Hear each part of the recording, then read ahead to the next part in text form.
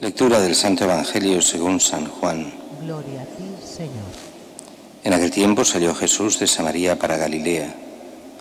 Jesús mismo había atestiguado: un profeta no es estimado en su propia patria. Cuando llegó a Galilea, los galileos lo recibieron bien porque habían visto todo lo que había hecho en Jerusalén durante la fiesta. Fue otra vez a Caná de Galilea, donde había convertido el agua en vino. Había un funcionario real que tenía un hijo enfermo en Cafarnaúm. Oyendo que Jesús había llegado de Judea a Galilea, fue a verlo. Le pedía que bajase a curar a su hijo, que estaba muriéndose. Jesús le dijo: si no veis signos y prodigios, no creéis. El funcionario insiste: Señor, baja antes de que muera mi hijo. Jesús le contesta: anda, tu hijo vive. El hombre creyó en la palabra de Jesús y se puso en camino. Iba ya bajando cuando sus criados vinieron a su encuentro, diciéndole que su hijo vivía. Él les preguntó a qué hora había empezado la mejoría, y le contestaron: ayer a la hora séptima lo dejó la fiebre. El padre cayó en la cuenta de que esa era la hora en que Jesús le había dicho: tu hijo vive. Y creyó él con toda su familia. Este segundo signo lo hizo Jesús al llegar de Judea a Galilea. Palabra del Señor. Gloria a ti, Señor Jesús.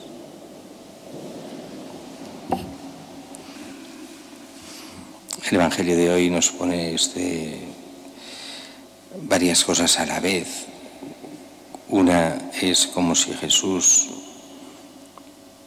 estuviese un poco a la contra, y hay un par de momentos en los que se ve muy mal dicho, porque no es así, como una cierta amargura de Jesús, que no es amargura, pero para entendernos, esa forma en que se queja Jesús de la gente que tendría que responder y no responde. Lo primero, un profeta no es estimado en su propia tierra.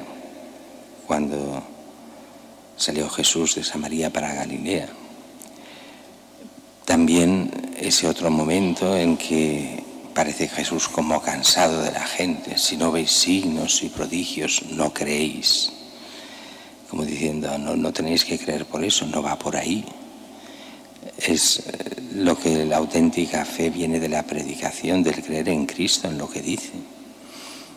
Y todo eso nos lleva un poco también a esta situación en la que estamos, un poco extraña, donde a partir de la pandemia mucha gente, incluso gente de iglesia, se ha trastocado.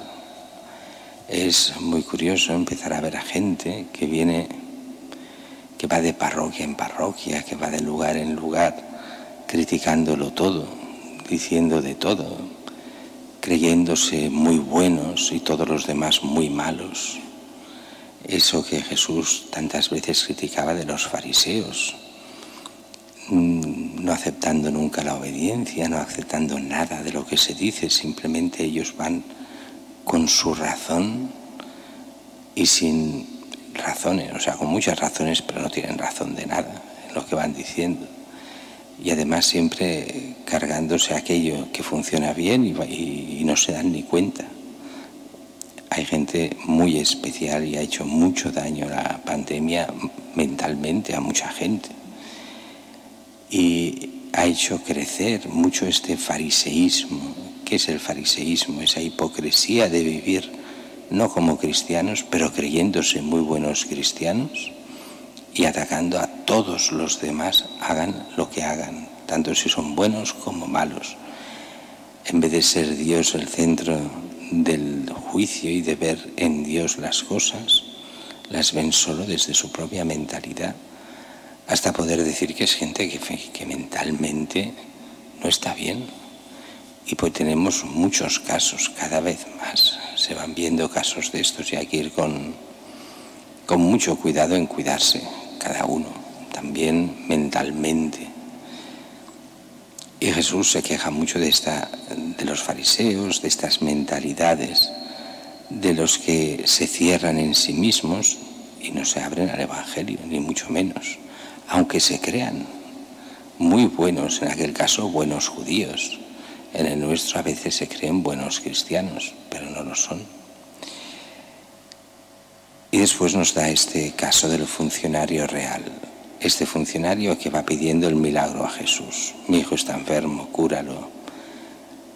Jesús que va dando largas y el otro que insiste. Bueno, por una parte está bien insistir en el bien. Después le tendríamos que pedir si después insistió en seguir a Cristo de la misma forma que él insistía en pedir el milagro. No lo sé. Esperemos que sí. Este funcionario que pide por la salud de su hijo. No está mal pedir por la salud de los hijos, faltaría más. Pero Jesús se queja por eso. Si no veis signos y prodigios, no creéis. O sea, me tratáis, como si dijéramos hoy, como una especie de curandero que me haga el favor de curar. Pero lo importante no es eso, es la fe en Cristo, es creer en Él, en el Hijo de Dios. Y eso es lo que veía que no creían en Él, sino en sus poderes a nivel solo de milagros. Bueno, Jesús se lo saca de encima de una forma elegante, que es: vete, tu hijo vive. Milagro a distancia. Dice que el hombre creyó en la palabra de Jesús. Es curioso que no creyó en Jesús, creyó en lo que le dijo Jesús. Bueno, si él lo dice será verdad, pero no cree en Jesús.